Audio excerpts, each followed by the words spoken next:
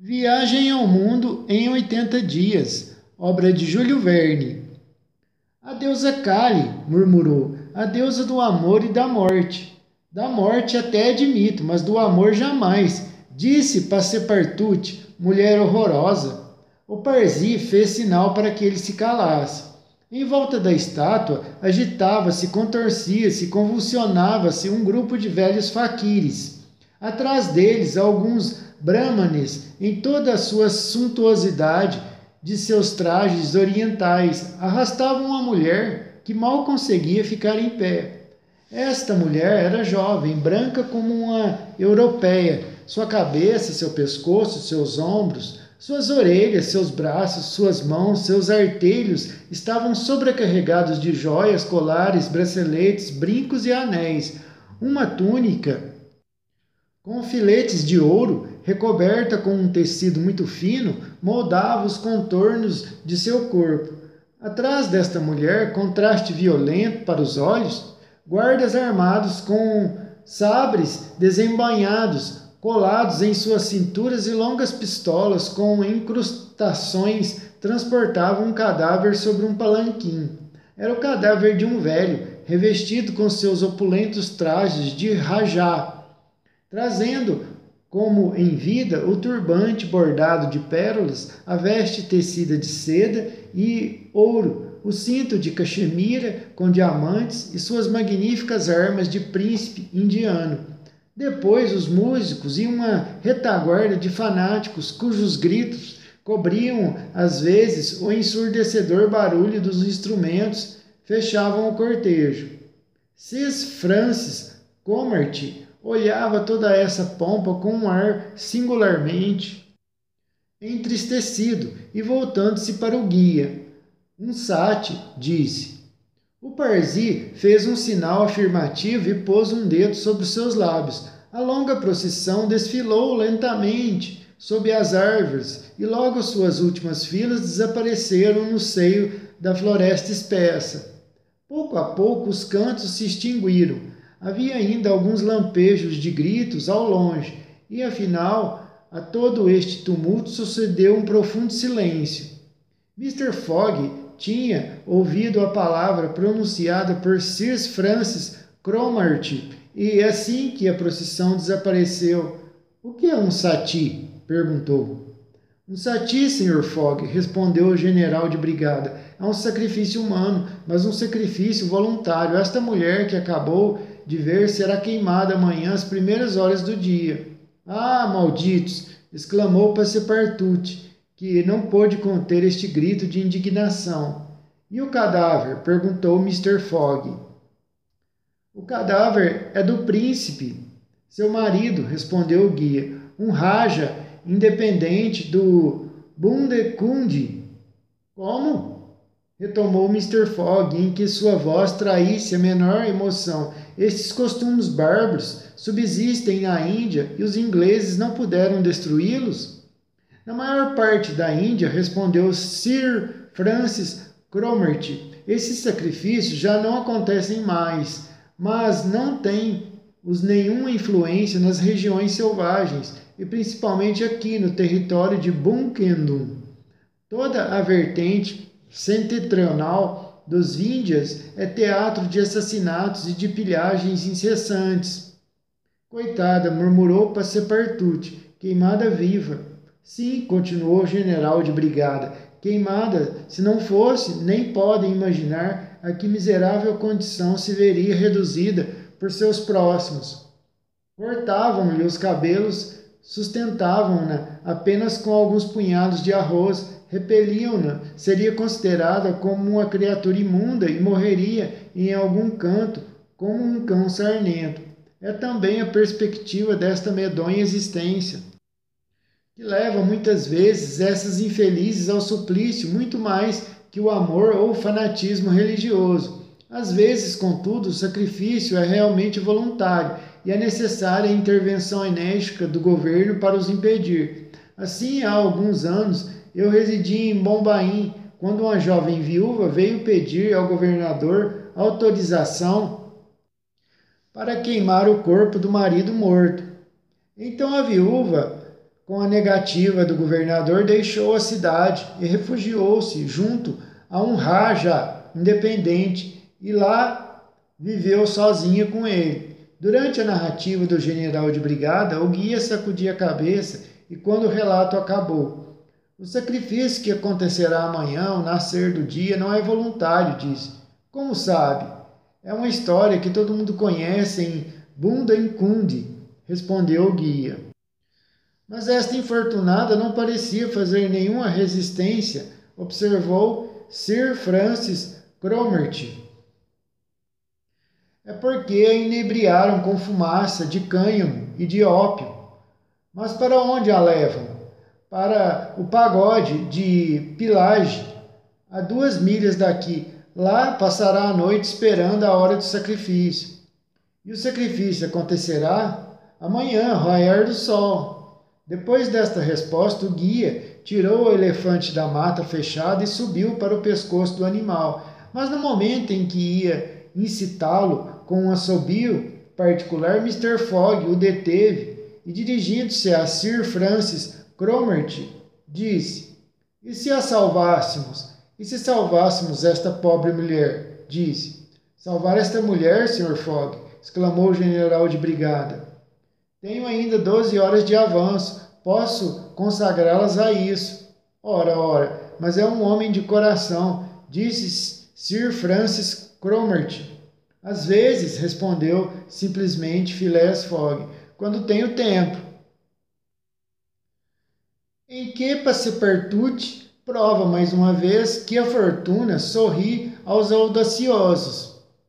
O plano era audacioso, eivado de dificuldades, impraticáveis talvez. Mr. Fogg iria arriscar sua própria vida, ou pelo menos sua liberdade, e assim a realização de seus projetos, mas não hesitou. Encontrou, ademais, em Sir Francis Cromarty um auxiliar decidido. Quanto a Passepartout, estava pronto, podiam dispor dele. A ideia do patrão o exaltava. Sentia um coração, uma alma sob aquela aparência gélida. Começava a amar Phileas Fogg. Faltava o guia. Que lado tomaria o guia do elefante? Não estaria inclinado a favor dos hindus? Na ausência de sua colaboração, era preciso pelo menos contar com a sua neutralidade. Sir Francis Cromarty perguntou-lhe diretamente. Meu oficial, respondeu o guia, sou Parsi e esta mulher é Parsi. Contem comigo. Muito bem, guia, respondeu Mr. Fogg. Entretanto, saibam bem, retomou o Parsi, não arriscam apenas a vida. Mas todos nós estamos arriscando a suplícios horríveis se formos pegos.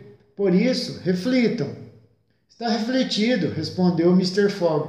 Penso que devemos esperar a noite para agir. Penso mesmo, respondeu o guia. Este bravo indiano deu então alguns detalhes sobre a vítima. Era uma indiana famosa por sua beleza, de raça Parsi, filha de ricos negociantes de Bombaim. Tinha recebido naquela cidade uma educação absolutamente inglesa e por suas maneiras, por sua instrução, qualquer um a creria europeia. Chamava-se Aouda. Órfã, foi casada contra a vontade com o velho Rajá do Bundenkunde.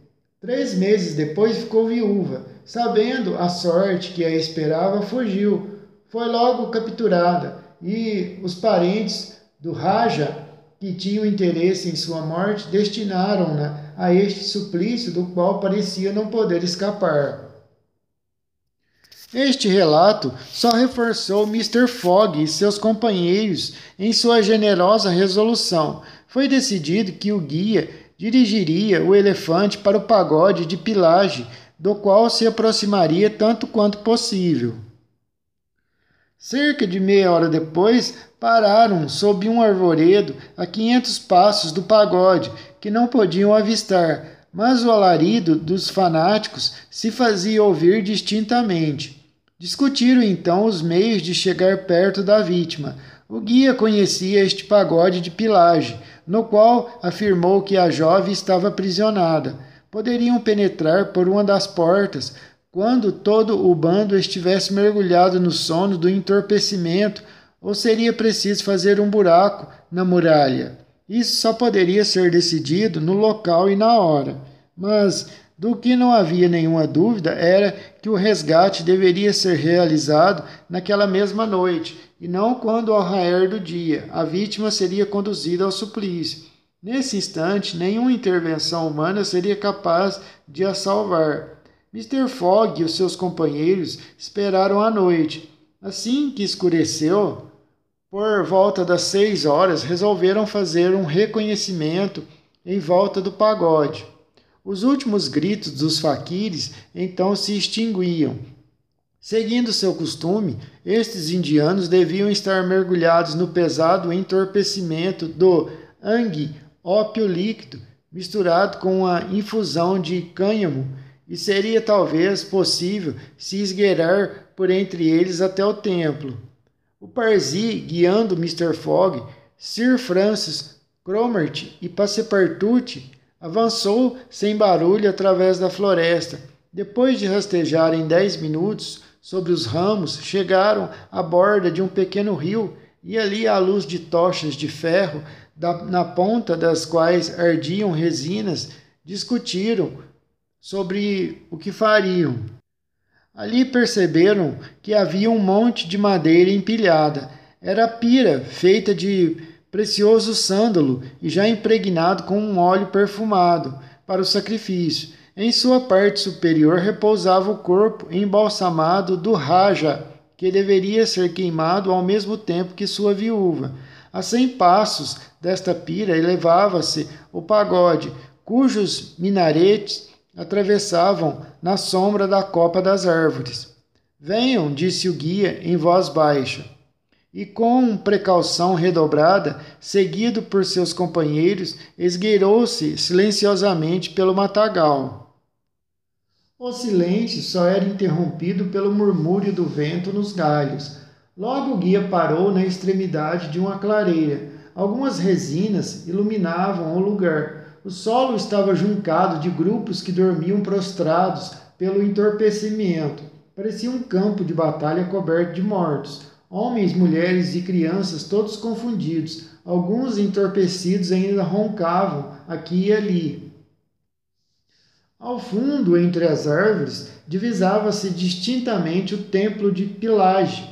Mas, para grande desapontamento do guia, os guardas do Raja, iluminados por tochas fuliginosas, vigiavam as portas e passeavam de um lado para o outro, o sabre desembainhado. Poderiam supor que no interior os sacerdotes também vigiassem.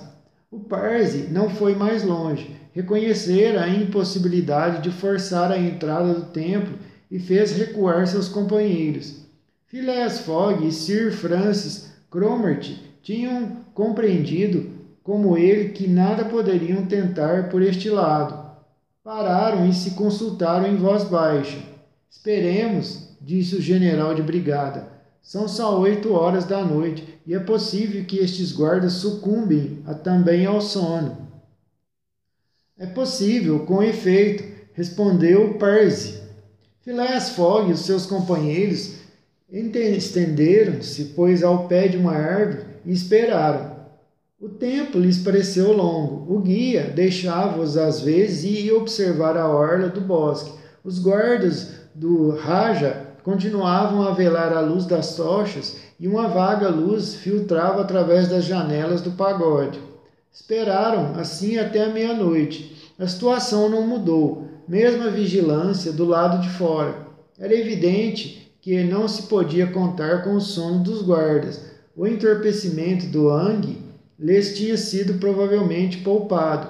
Era preciso, portanto, agir de outro modo e penetrar por uma abertura feita nas muralhas do pagode. Restava a questão de saber se os sacerdotes vigiavam junto à sua vítima com tanto zelo como os soldados à porta do templo. Após uma última conversa, o guia disse que estava pronto para partir. Mr. Fogg, Sir Francis e Passepartout seguiram-no. Deram uma volta bem longa para chegarem ao pagode pelos fundos. Por volta de 00:30, chegaram ao pé dos muros sem terem encontrado ninguém. nenhuma vigilância tinha sido estabelecida daquele lado, mas, na verdade, não havia nem portas nem janelas. A noite estava sombria. A lua, então, em seu último quadrante, deixava apenas o horizonte, encoberto por densas nuvens. A altura das árvores aumentava ainda mais a escuridão. Mas não bastava ter chegado ao pé das muralhas, era preciso ainda fazer uma abertura. Para esta operação, Phileas Fogg e os seus companheiros tinham apenas seus canivetes. Felizmente, as paredes do templo eram feitas de uma mistura de tijolo e madeira que não deveria ser difícil furar. Tirado o primeiro tijolo, os outros vieram facilmente. Puseram mãos à obra, fazendo o menor ruído possível. O Parsi, de um lado, Passepartout, do outro, trabalhavam para arrancar os tijolos de modo a obter uma abertura com 2 pés de largura. O trabalho avançava, quando um grito se fez ouvir no interior do templo, e quase em seguida outros gritos responderam do lado de fora. Passepartout e o guia interromperam o trabalho. Teriam sido surpreendidos? Seria um sinal de despertar? A prudência mais elementar recomendaria que se afastassem, o que fizeram ao mesmo tempo que Phileas Fogg e Sir Francis Cromarty esconderam-se novamente sob a cobertura do bosque, esperando que o alerta, supondo-se que fosse se dissipasse, e prontos, neste caso, a recomeçar o trabalho. Mas, contratempo funesto, guardas apareceram no fundo do pagode e postaram-se ali, impedindo qualquer aproximação. Seria difícil descrever o desapontamento destes 4 homens detidos em sua obra. Agora que não poderiam mais chegar até a vítima, como a salvariam? Sir Francis Cromarty mordia os punhos. Passepartout estava fora de si e o guia tinha alguma dificuldade em contê-lo. O impassível Phileas Fogg aguardava sem se manifestar. Só nos resta partir? Perguntou o general de brigada em voz baixa. Só nos resta partir, respondeu o guia. Espere, disse Mr. Fogg. Basta que eu esteja amanhã em Allahabad antes do meio-dia. Mas o que espera? Respondeu Sir Francis Cromarty. Em algumas horas o dia vai aparecer e a oportunidade que nos escapa pode voltar a se apresentar no momento supremo, disse Phileas Fogg. O general de brigada teria desejado poder ler nos olhos de Phileas Fogg com o que contava este frio inglês. Quereria, no momento do suplício, lançar-se em direção à jovem e arrancá-la abertamente de seus algozes? Seria uma loucura. E como admitir que este homem fosse louco a tal ponto?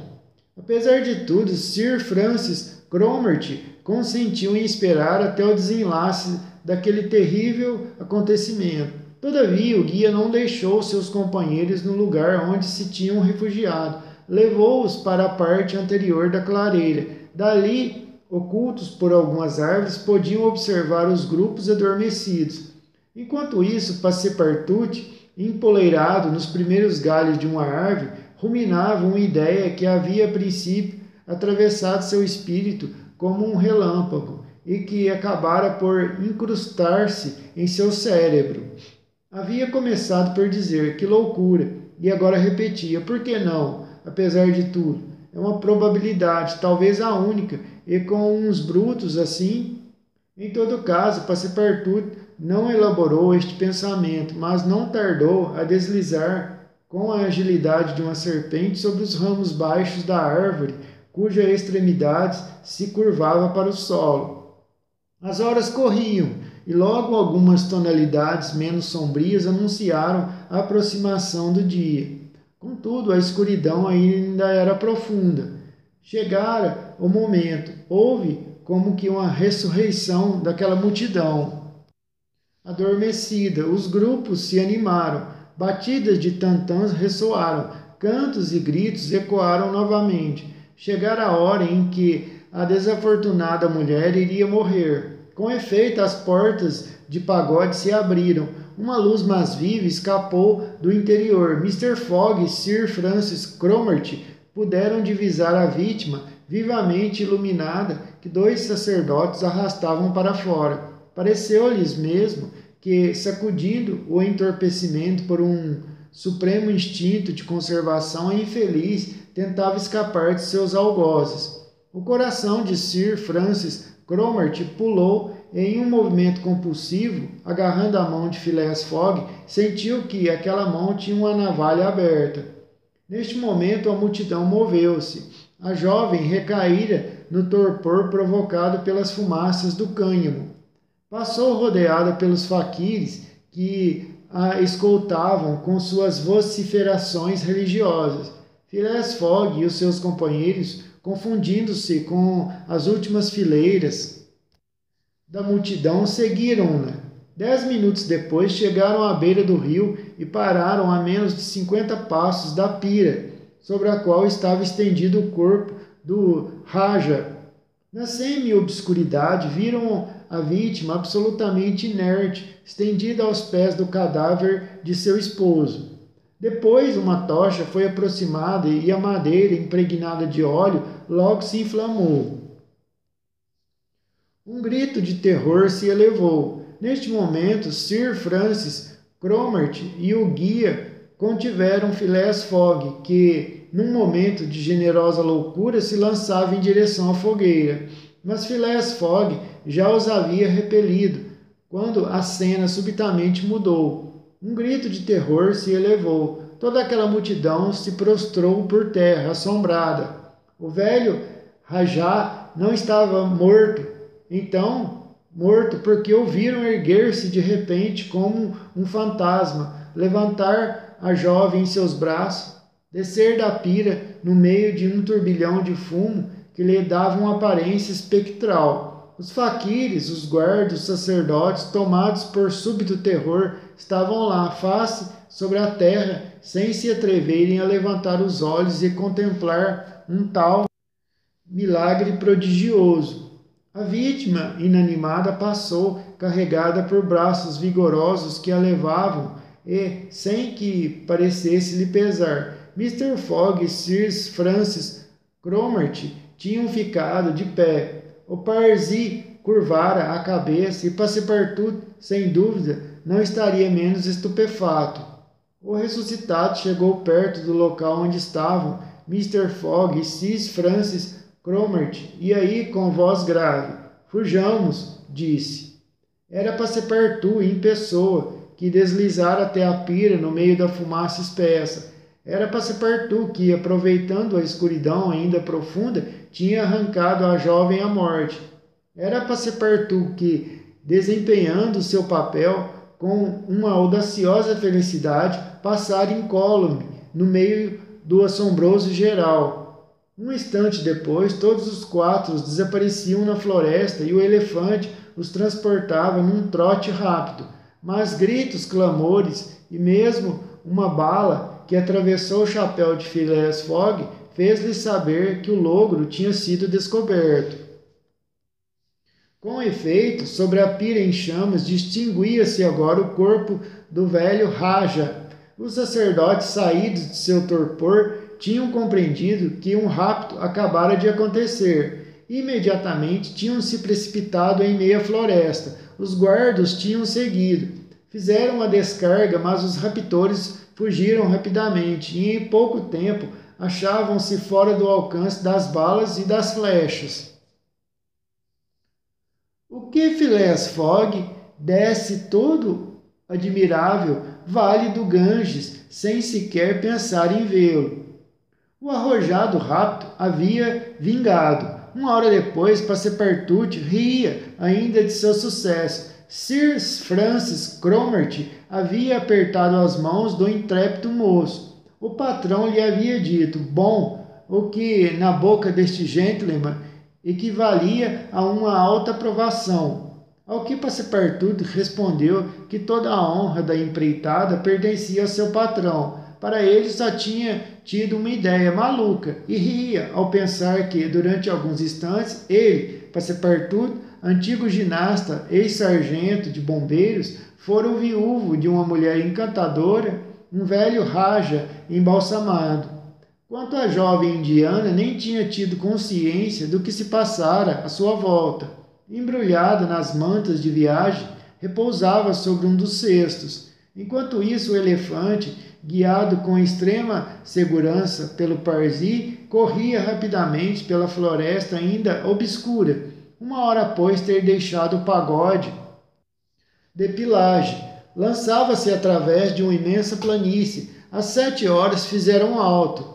A jovem continuava ainda em completa prostração. O guia deu-lhe alguns goles de água e de brande, mas a influência entorpecedora que a atacara deveria se prolongar por algum tempo ainda. Sir Francis Cromarty, que conhecia os efeitos do entorpecimento produzido pela inalação dos vapores do cânhamo, não se inquietava. Mas, se o restabelecimento da jovem indiana não oferecia dúvida ao espírito do general de brigada, este mostrava-se menos seguro quanto ao futuro.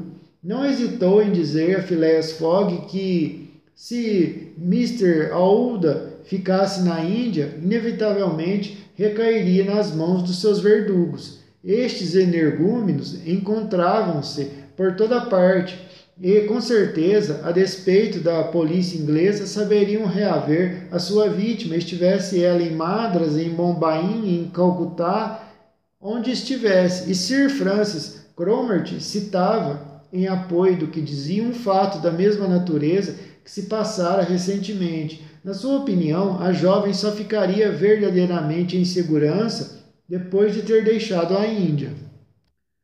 Phileas Fogg respondeu que tomaria estas observações em conta e que o avisaria. Pelas 10 horas, o guia anunciou a estação de Allahabad. Ali continuava a via interrompida da estrada de ferro, cujos trens transpõem em menos de um dia e uma noite a distância que separa Allahabad de Calcutá. Phileas Fogg deveria, portanto, chegar a tempo para pegar o paquete que só partiria no dia seguinte, 25 de outubro, ao meio-dia, para Hong Kong. A jovem foi depositada em um quarto de estação. Passepartout foi encarregado de ir comprar para ela diversos objetos de toilette, vestidos, chale, peles, etc. O que achasse. Seu patrão abria-lhe um critério ilimitado. Passepartout partiu em seguida e percorreu as ruas da cidade. Allahabad, a cidade de Deus, é uma das mais veneradas da Índia, por ter sido edificada na confluência de dois rios sagrados, o Ganges e o Juma, cujas águas atraem os peregrinos de toda a península. Sabe-se, ademais, que, segundo as lendas do Ramayana, os Ganges têm a sua nascente no céu, de onde, graças a Brahma, desce para a terra. Fazendo suas compras, Passepartout também viu a cidade, outrora defendida por um forte magnífico que se tornou uma prisão do Estado. Nem comércio, nem indústria, nem nesta cidade outrora industrial e comercial. Passepartout, que em vão procurava uma loja de modas, como se estivesse em Regent Street, a alguns passos da Farmer e companhia, só encontrou em um revendedor velho judeu dificultoso os objetos que precisava: um vestido de tecido escocês, um grande casaco e uma magnífica pele de lontra, pela qual não hesitou em pagar 75 libras. 1875 francos. Depois, todo triunfante, voltou para a estação. Aouda começava a voltar a si. A influência que os sacerdotes de Pilage a tinham submetido dissipava-se pouco a pouco, e seus lindos olhos recuperavam toda a sua doçura indiana. Quando o rei poeta, o Safi, o Daú, celebra os encantos da rainha de Almeugara, exprime-se assim: os seus cabelos reluzentes, regularmente divididos ao meio, emolduram-lhe os contornos harmoniosos de suas faces delicadas e alvas, cintilantes de lustre e de frescor. Suas sobrancelhas de ébano têm a forma e o poder do arco de cama.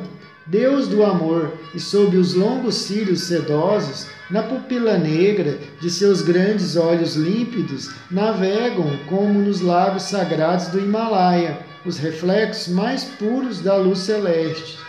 Finos, iguais e brancos, seus dentes resplandecem entre seus lábios sorridentes, como gotas de orvalho no seio entreaberto de uma flor de romã. Suas orelhas pequeninas, de curvas simétricas, suas mãos rosadas, seus pequenos pés arqueados e tenros como os brotos do lótus brilham com o luzir das mais belas pérolas do Ceilão, dos mais belos diamantes de Golconda. Sua cintura delgada e flexível, que basta uma mão para abraçar, realça a elegante curva dos seus rins arredondados, rins e a riqueza de seu busto, onde a juventude em flor guarda seu mais perfeito tesouro. E sob as sedosas dobras de sua túnica, parece ter sido modelada em pura prata pela mão divina de Vimvakarma, o eterno estatuário. Mas, sem toda esta amplificação, basta dizer que Aouda, a viúva do Raja do Bunkendunk, era uma mulher encantadora em toda a acepção europeia da palavra. Falava inglês com grande pureza e o guia não exagerava em nada ao afirmar que esta jovem Parsi havia sido transformada pela educação. Enquanto isso, o trem ia deixar a estação de Allahabad. O Parsi esperava Mr. Fogg. Pegou-lhe o salário conforme combinado, nem um fartingue a mais. Isto surpreendeu um pouco Passepartout, que sabia quanto seu patrão devia à dedicação do guia. O Parsi tinha, com efeito, arriscado voluntariamente sua vida no caso de pilagem, e se mais tarde os indianos viessem a capturá-lo, dificilmente escaparia sua vingança. Restava também a questão de Keowney, o elefante. Que fariam com um elefante comprado tão caro? Mas Phileas Fogg já tinha tomado uma decisão. Parsi, disse ao guia, tu foste serviçal e dedicado. Paguei teu serviço, mas não tua dedicação. Queres este elefante para você? É teu. Os olhos do guia brilharam de emoção. É uma fortuna que vossa honra me dá, exclamou o Parsi. Aceita, guia, respondeu Mr. Fogg, e serei ainda teu devedor. Em boa hora, exclamou Passepartout. Aceita, amigo. Keowney é um bravo e corajoso animal. Indo até a besta, presenteou-o com alguns pedaços de açúcar, dizendo: toma, Keowney, toma, elefante. O elefante soltou alguns grunhidos de alegria. Depois, tomando Passepartout pela cintura e enrolando-o com a tromba, levantou-o até a altura da cabeça. Passepartout, nem um pingo assustado, fez uma boa carícia no animal, que o recolocou no chão, e ao aperto da tromba do honesto Keowney, o honesto rapaz respondeu com um vigoroso aperto de mão. Alguns instantes depois, Phileas Fogg, Sir Francis Cromarty e Passepartout, instalados em um confortável vagão no qual Aouda ocupava o melhor lugar, corriam a todo vapor para Benares. 80 milhas no máximo separam esta cidade de Allahabad, e elas foram vencidas em 2 horas. Durante o trajeto, a jovem voltou completamente a si. Os vapores estupefacientes do Hang se dissiparam. Qual foi sua surpresa ao achar-se na rail, naquele compartimento com roupas europeias entre viajantes completamente desconhecidos. Imediatamente seus companheiros lhe prodigalizaram cuidados e a reanimaram com algumas gotas de licor. Depois o general de brigada lhe narrou sua história. Insistiu na dedicação de Phileas Fogg, que não tinha hesitado em arriscar a vida para salvá-la. E contou também, claro, no desenlace da aventura, devido à audaciosa imaginação de Passepartout. Mr. Fogg deixou falar à vontade, sem pronunciar uma palavra. Passepartout, todo envergonhado, repetia que aquilo não foi nada. Aouda agradeceu aos seus salvadores efusivamente com suas lágrimas, mais que com suas palavras. Seus belos olhos, mais que seus lábios, foram os intérpretes de seu reconhecimento eterno. Depois, recordando as cenas do Sati, dirigindo seu olhar para aquela terra indiana onde tantos perigos ainda a esperavam, estremeceu de terror. Phileas Fogg compreendeu o que se passava no espírito da jovem Aouda e, para tranquilizá-la, ofereceu-se muito friamente, aliás, para conduzi-la a Hong Kong, para bem distante dali, onde poderia permanecer até que o caso fosse esquecido. Aouda aceitou a oferta com agradecimento. Precisamente em Hong Kong residia um de seus parentes, Parsi como ela, e um dos principais negociantes daquela cidade, que é absolutamente inglesa, apesar de ocupar um ponto da costa chinesa. Ao meio-dia, o trem parou na estação de Benares.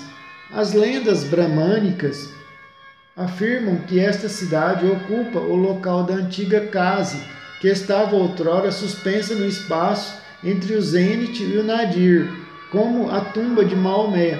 Mas nesta época mais realista, Benares, a Atenas da Índia, no dizer dos orientalistas, repousava muito prosaicamente no solo, e Passepartout pôde, um instante, entrever suas casas de tijolos, suas choças de cana, que lhe davam um aspecto de absoluta desolação, sem nenhuma cor local.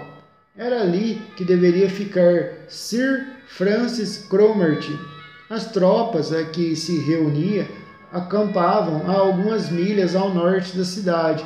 O general de brigada deu adeus a Phileas Fogg e a Passepartout, desejando-lhes o melhor êxito possível e exprimindo o voto de que voltasse a fazer esta viagem de um modo menos original, mas mais proveitoso.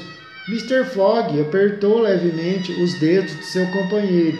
Os cumprimentos de Aouda foram mais afetuosos. Jamais esqueceria o que devia a Sir Francis Cromarty.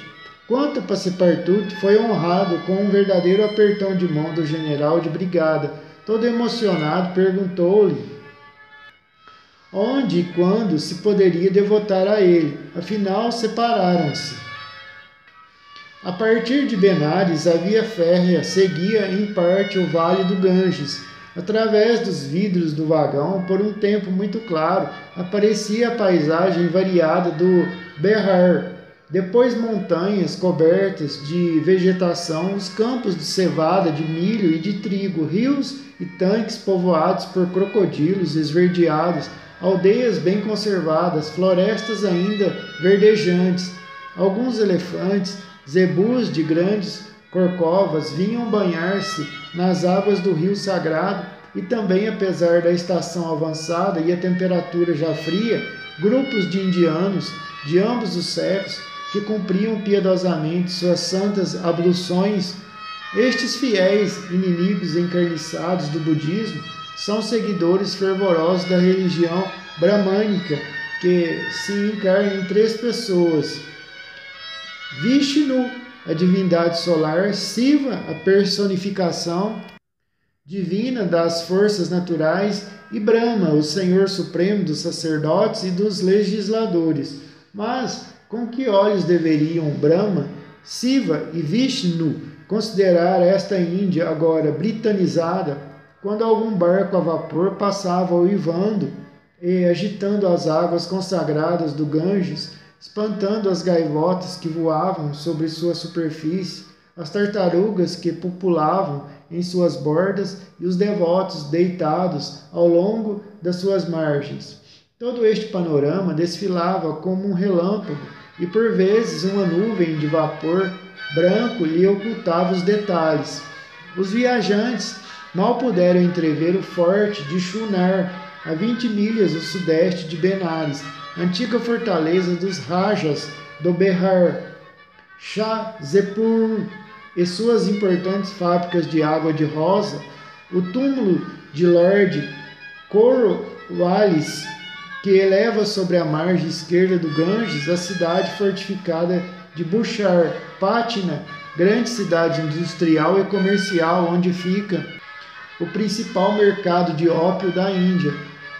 Mongir, cidade mais que europeia, inglesa como Manchester ou Birmingham, famosa por suas fundições de ferro, suas serralheiras e fábricas de armas brancas, cujas altas chaminés escureciam com uma fumaça negra o céu de Brahma, um verdadeiro murro no país do sonho. Depois veio a noite e em meio do uivar dos tigres, dos ursos, dos lobos, que fugiam diante da locomotiva, o trem passou a toda velocidade, e nada mais se pôde ver das maravilhas de Bengala, nem Golconda, nem Gour em ruína, nem Moorshedabad, que foi em outros tempos capital, nem Burdian, nem Hooghly, nem Chadenagor, ponto francês no território indiano, sobre o qual Passepartout teria tido o orgulho de ver tremular a bandeira de sua pátria. Finalmente, às 7 da manhã, chegaram a Calcutá. O navio que partira para Hong Kong só levaria âncora ao meio-dia. Phileas Fogg tinha, pois, 5 horas pela frente. De acordo com seu roteiro, este gentleman deveria chegar à capital das Índias em 25 de outubro, 23 dias após ter saído de Londres, e ali chegava no dia fixado. Não havia, pois, nem atraso, nem avanço. Infelizmente, os 2 dias ganhos por ele entre Londres e Bombaim tinham sido perdidos. Sabem-os como na travessia da Península Indiana, mas é de supor que Phileas Fogg não os lamentasse. Em que a sacola com banknotes fica aliviada demais alguns milhares de libras. O trem parara na estação. Passepartout foi o primeiro a descer do vagão e foi seguido por Mr. Fogg, que ajudou sua jovem companhia a colocar o pé na plataforma.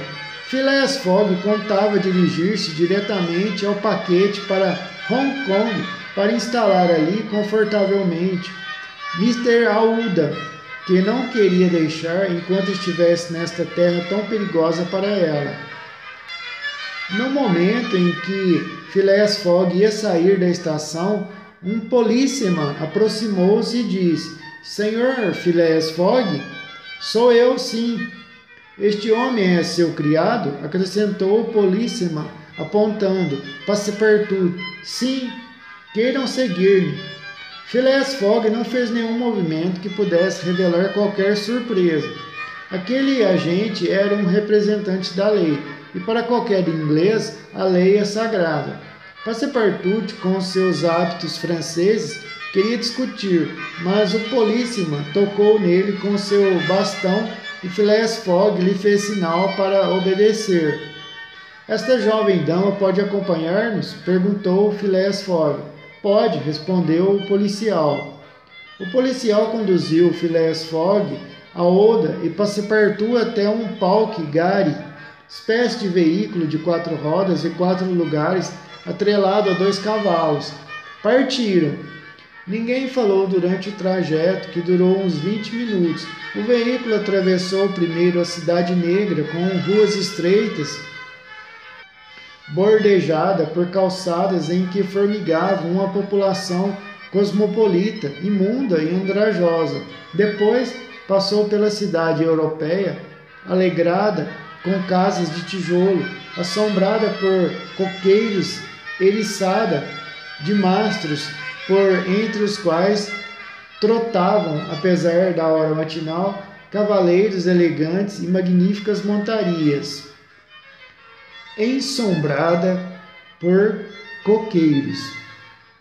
O palque-gari parou na frente de uma habitação de aparência simples, mas que não deveria se destinar a usos domésticos. O policial fez descer seus prisioneiros. Podemos, a rigor, lhes dar este nome, e os conduziu a uma dependência com janelas gradeadas, dizendo: "É às 8h30 que comparecerão perante o juiz Obadian." Depois retirou-se e fechou a porta. "Bem, estamos presos!" exclamou Passepartout. deixando-se cair numa cadeira. A senhorita Uda, dirigindo-se logo a Phileas Fogg, disse-lhe com a voz da qual procurava em vão disfarçar a emoção: Senhor Fogg, é preciso me abandonar. É por minha causa que o persegue. É por ter me salvado. Phileas Fogg contentou-se em responder que isso não era possível. Perseguido por este assunto de Sati, inadmissível, como os queixosos se atreveriam a se apresentar. Havia engano. Mr. Fogg acrescentou que, fosse como fosse, não abandonaria a jovem e a conduziria a Hong Kong. Mas o barco parte ao meio-dia, observou Passepartout. Antes do meio-dia estaremos no navio, respondeu simplesmente o impassível gentleman. Isto foi afirmado tão assertivamente, com tanta convicção, que Passepartout não pôde deixar de se dizer: caramba! De onde o meu patrão tira tanta certeza? É mais que certo.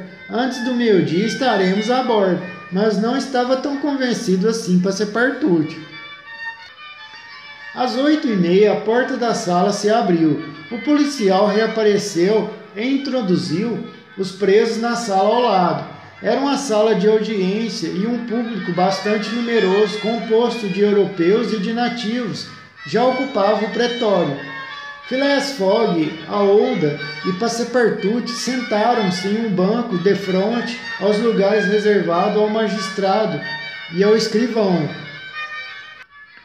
Este magistrado, o juiz Obadiah, entrou quase imediatamente, seguido pelo escrivão. Era um homem grande, todo redondo. Pegou uma peruca pendurada numa chapeleira e se cobriu com ela rápida e decididamente. A primeira causa, disse, mas levando a mão à cabeça. Epa, esta não é a minha peruca. Com efeito, senhor Obadiah, é a minha, respondeu o escrivão. Caro senhor Oysterpuff, como quer que o juiz possa proferir uma boa sentença com a peruca de um escrivão? A troca das perucas foi feita.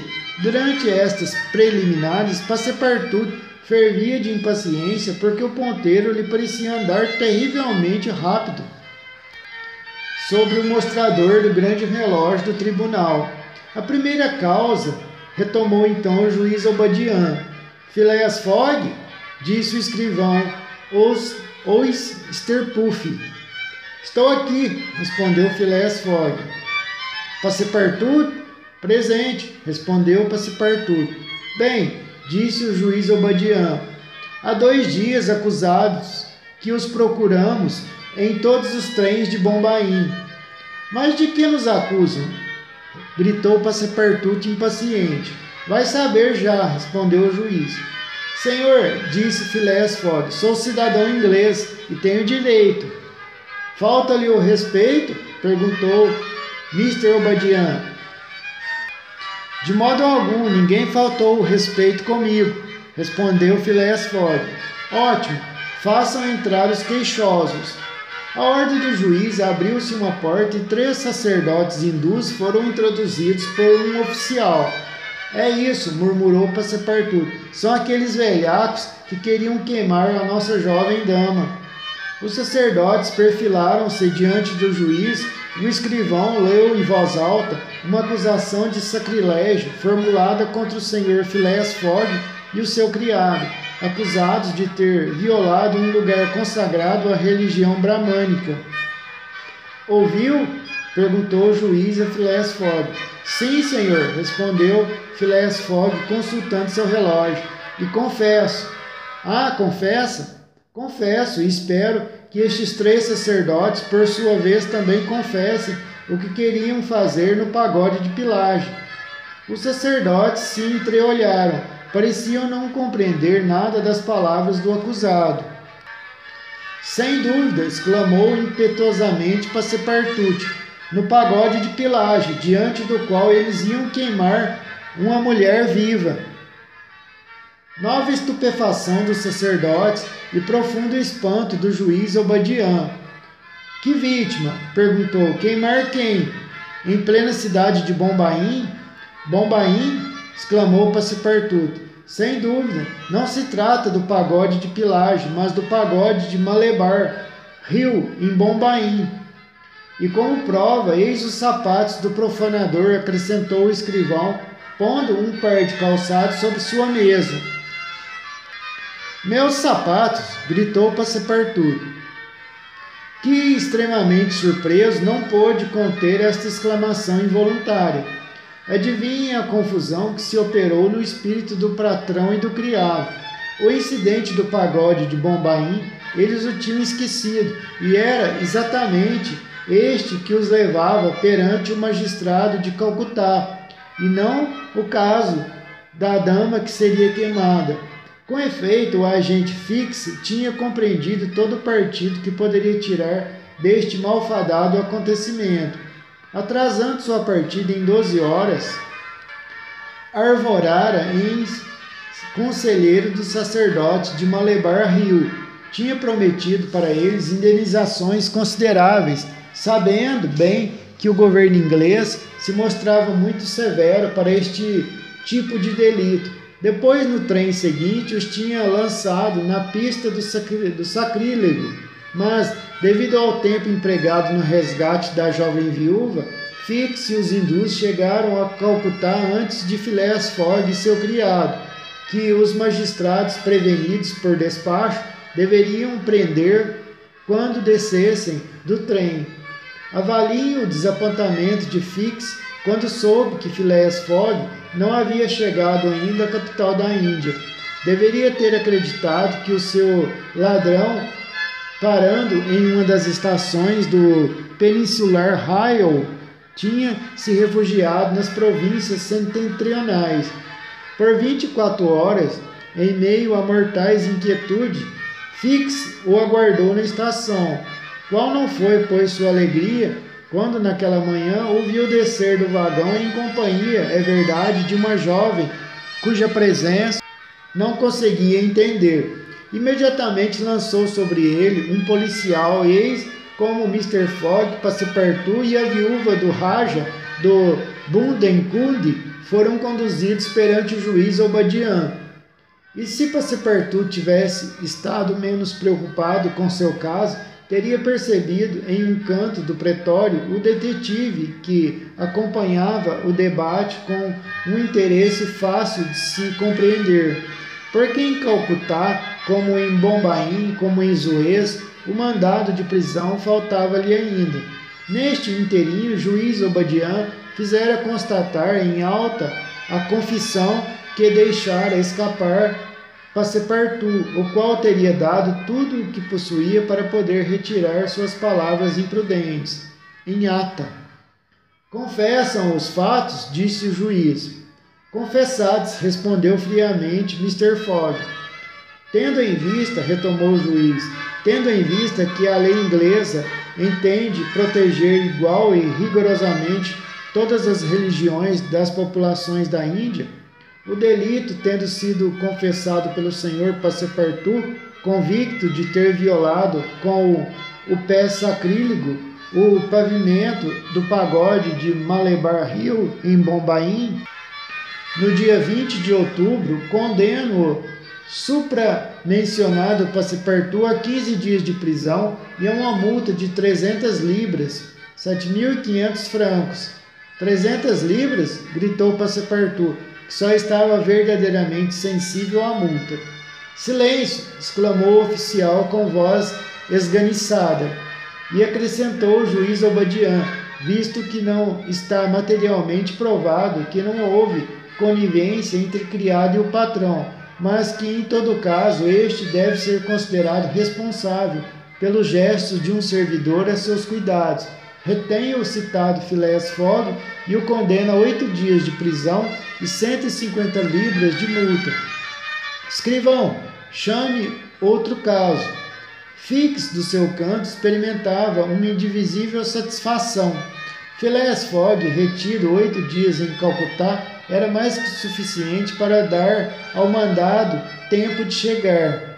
Passepartout estava aturdido. Esta condenação arruinava seu patrão e a volta ao mundo em 80 dias. uma aposta de 20.000 libras perdidas, e tudo porque ele, como um verdadeiro estouvado, como um paspalho, tinha entrado naquele maldito pagode. Phileas Fogg, tão senhor de si, como se a condenação não lhe dissesse respeito, nem mesmo franzira a sobrancelha. Mas no momento em que o escrivão ia chamar outro caso, levantou-se e disse: ofereço fiança. É seu direito, respondeu o juiz. Fix sentiu um frio na espinha, mas recobrou a segurança quando ouviu o juiz, tendo em vista a qualidade de estrangeiro de Phileas Fogg e de seu criado, fixar a fiança para cada um deles na enorme quantia de 1.000 libras, 25.000 francos. Custaria 2.000 libras a Phileas Fogg se não purgasse sua condenação. Pago, disse o gentleman. E da sacola que Passepartout trazia, retirou um maço de banknotes que depositou sobre a mesa do escrivão. Esta soma lhe será restituída quando sair da prisão, disse o juiz. Enquanto esperam, estão livres sob fiança. Venha, disse Phileas Fogg a seu criado. Mas, ao menos, me devolvam os sapatos, clamou Passepartout com um movimento de raiva. Foram-lhe restituídos os sapatos. E olha que custaram caro, murmurou Passepartout. Mais de 1.000 libras cada um, sem contar que me machucam. Passepartout, absolutamente pesaroso, seguiu Mr. Fogg, que havia oferecido o braço à jovem Aouda. Fix esperava ainda que seu ladrão não resolvesse abandonar esta soma de 2.000 libras e cumprisse os 8 dias de prisão. Lançou-se, pois, ao encalço de Mr. Fogg. Fogg tomou um veículo para qual Aouda, Passepartout e ele logo subiram. Fix correu atrás do veículo, que logo parou num dos cais da cidade. A meia milha a largo de Rangon estava ancorado sua bandeira de partida, içada no topo do mastro. Soavam as 11 horas. Mr. Fogg estava adiantado 1 hora. Fix ouviu-os descer do veículo e embarcar numa canoa. Mr. Aouda e o criado. O detetive bateu o pé no chão. Pilantra, exclamou, parte, 2.000 libras sacrificadas, pródigo como um ladrão. Ah, segui-lo-ei até o fim do mundo se preciso for, Sr. Fogg, mas no passo que vai todo o dinheiro do roubo terá acabado. O inspetor de polícia tinha fundamento em sua reflexão. Com efeito, desde que tinha saído de Londres, tanto em despesas de viagem quanto em gratificações, na compra do elefante, nas fianças e na multa, Phileas Fogg já semeara pelo caminho mais de 5.000 libras, 125.000 francos, e o tanto por cento da soma encontrada atribuído aos detetives ia sempre diminuindo. Em que Fix parece não saber nada do que lhe dizem. O Rangon, um dos paquetes que a Companhia Peninsular e Oriental emprega no serviço dos mares da China e do Japão, era um vapor de ferro de hélice deslocando 1.770 toneladas e com força nominal de 400 cavalos. Iguala o Mongólia em velocidade, mas não em conforto.